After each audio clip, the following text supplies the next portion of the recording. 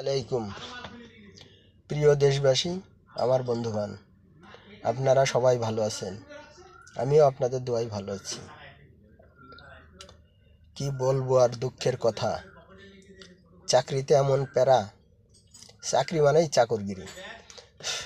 তাই চাচ্ছি নিঃস্বাধীন কিছু একটা কাজ করতে।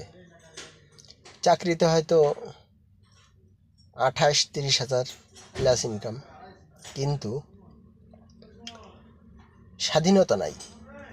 9টায় পাস করতে হবে, 5:30টায় অফিস শেষ। আপনার অফিসের কাজ 5:30টায় শেষ হবে না, অফিসের কাজ থাকবেই। এ ফোন দেবে, ও ফোন দেবে। তো চাচ্ছিলাম যে ঈদের পর চাকরিকে গুড বাই জানাতে। এখন কি করব সেটাই ভাবতেছি। চাকরি মানেই চাকরগিরি করব, না নিজের একটা ছোটোখাটো একটা ব্যবসা করব। তো আমার একটা আইডিয়া আপনাদের কাছে শেয়ার করতেছি। সেটা হচ্ছে অনলাইনে খাবারের অর্ডার।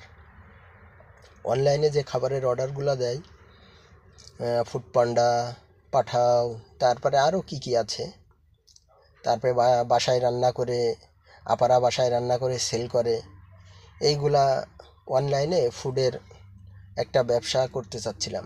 তো আপনারা কমেন্ট, শেয়ার, লাইক করে জানাবেন যে চাকরি ছেড়ে দিব না নিজের ব্যক্তিগত যে কোনো একটা ছোট্টখাটো বিজনেস শুরু করব। তো আমার বিজনেস শুরু করার ইচ্ছা, সেটা হচ্ছে ফুড আইটেম, খাবারের আইটেম। তো নতুন নতুন খাবার কিভাবে রাঁধতে হবে, কিভাবে কি করতে হবে, আপনারা একটু কমেন্টে জানাবেন।